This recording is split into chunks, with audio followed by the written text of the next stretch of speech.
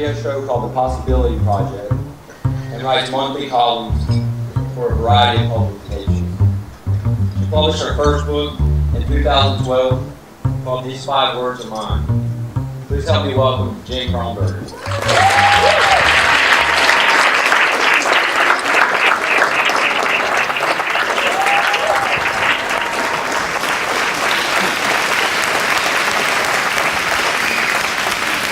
Hey!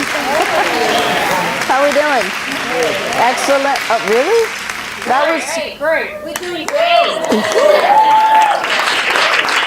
Yeah. I'm gonna give you fair to partly cloudy on that one. All right, and maybe a little bit of snow mixed in. So first thing we need to do, because this is the most important thing of the entire night, and I need you to stand up real quick. I took away a lot today. I've always had a problem with my confidence and trying to keep it up without overstressing myself, and she really helped me put things in perspective when it comes to your confidence and communicating with people to get where you want to be in life. How many of you have ever dealt with low confidence? Raise your hand and raise them proud. Mine's up. And if you look around the room, you're going to see that pretty much every single person in this room says, yes, at some point in my life, I was there too. When I was young, my desires were quite simple. And I have to admit that some haven't changed today. Except, thankfully, the haircut. Yet, these next, probably the biggest desire I have today is that these next 40 years of my life be just as full of these 5 principles as the last 40 have been. So when I was in 8th grade, I was always one of the tallest girls in the whole class.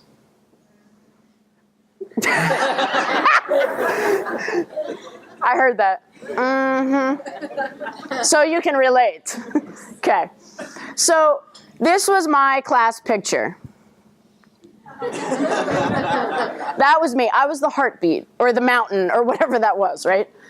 And I could always hear my friends down the hall, oh, there she is, I see her head. That's great. I saw her TED Talks, and it convinced me to come here, actually, to this regional.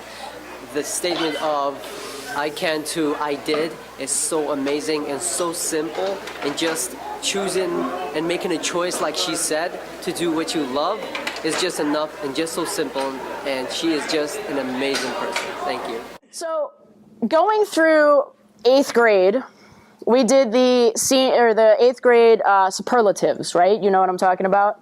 Now, there wasn't a tallest category, don't worry. People are like, oh, that's awful. Best this, most likely to do this. Well, I was chosen for the girls as most athletic. And the boy who happened to be chosen as the most athletic boy happened to be the shortest kid in the entire class. Good old Josh Lipton. Yeah. So it came time for the yearbook picture. And so they lined us up, and they're going along, and they're taking the picture, and they thought it would be a really fantastic idea to put Josh on a chair.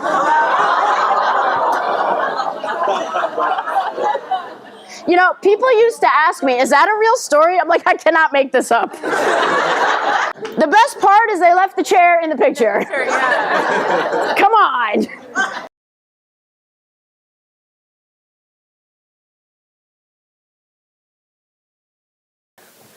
It's an honor for me to be here today. Before I get started, there's one really important thing that we have to do. So everybody stand up real quick.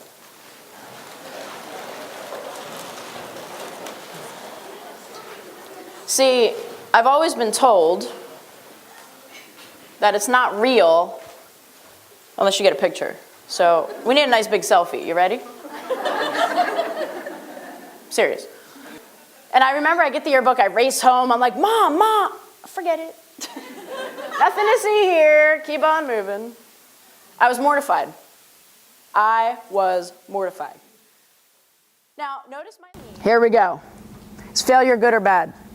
And notice, how many of you say failure's bad? Raise your hand.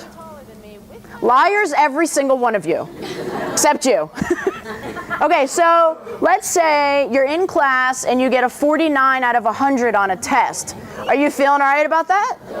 You're all like, oh, well, no, not that kind of failure. Really? All right, so how many of you say failure's good? Raise your hand. Okay. How many of you say failure is good or both? Raise your hand. Keep them up. All of our members just flocked to her after the presentation because they just wanted to meet her. And she's always connects with them. She connects with them on Facebook, through telephone. People just feel so connected to her. So she actually ended up sticking around throughout the year. We had a few dinners with our members that people could just really get to know her on a personal level, and they loved it. She's absolutely amazing, and I would absolutely have her back again. Oh, come on, you're not doing push-ups. You're all like, it's Saturday. My hand only goes to here. Okay, get your hand. Did I say put them down? Good. Keep them up. How many of you with your hands up right now want to be a failure? Oh, really? Really? Okay, so we have a little confusion about failure. Can we agree? Yeah. We're like, failure's good, but not for me. Failure's good, but for that guy over there. Fail on, my friends. You're going to learn from it. Since I was 7, I wanted to write a book. I wrote my first poem when I was 7 years old. And I've been wanting to write a book since I was 7, and I kept telling myself, you can't write a book. Who are you to write a book? Nobody knows you. Nobody's going to buy your book. How about if nobody buys your book? You don't even know how to publish a book. You can't write a book. And 3 short months later, in December of 2012, my book was on Amazon.com and BarnesandNoble.com, and shortly after in my hands. Why? Because I made a choice. I made a choice. I went from I can't to I did, with that mantra that started me off. Figure it out. And it's real. That's me. So I want you to understand something. See, we all have those stories. We all tell ourselves we can't. And there's all these reasons that we give ourselves for why we can't. And I think it was a beautiful thing. I took away a lot, and I think she's amazing, and look forward to seeing her again soon. I'm like, all right, get out of here. We'll see you tomorrow. So they leave, they come back, and the next day at the end of practice, I had them circle up, and I said, okay, today, you're going to give me 2 push-ups. Oh, and count them out. 1, 2. Okay, we're done. I said, all right, ladies, have a good night, and I'll see you tomorrow. Next day they show up, they do? 3. Woo! Honor Society, what? That's right. And then the next day they do? 5. I'm just kidding. I hear why. I told you I was an English major, right? Math is not my strong suit. Okay, so every day they did 1 more. They did 4, then they did 5, then they did 6, and so on and so on. Every time we met, whether it was a game or a practice, okay? And fast forward to May 7th of that year, we finished in the conference tournament. We lost the last game. I'm collecting my things in the dugout, and I turn around, and they're gone. And I thought, wow, they took that hard. Here they are out in the right field corner, circled up, doing push-ups. And in that moment, I realized they got it. They got it because, see, it became a pride thing for them. It wasn't about what they did. It became about who they were. It became who they were. And on that day, May 7th, they did 67 push-ups. Now, let me ask you a question. And let me tell you first what I told them. I said, if at any time this gets too difficult, I want you to drop to your knees and finish that way, because these were standard push-ups. So you can drop down and finish if you need to.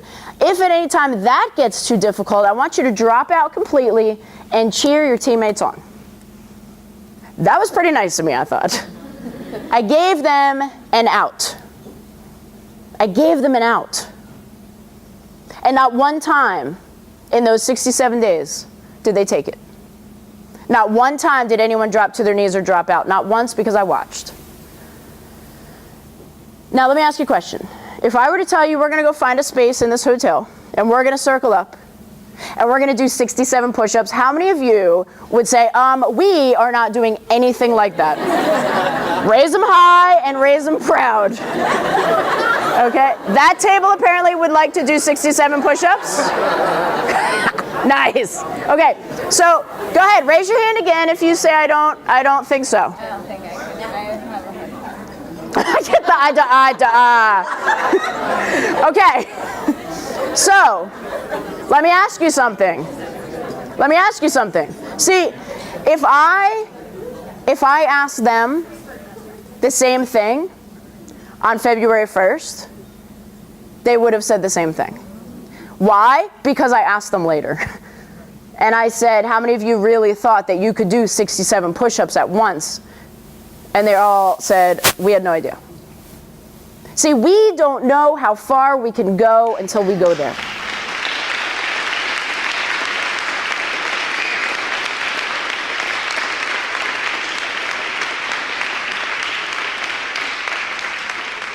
All right, here we go. Ready?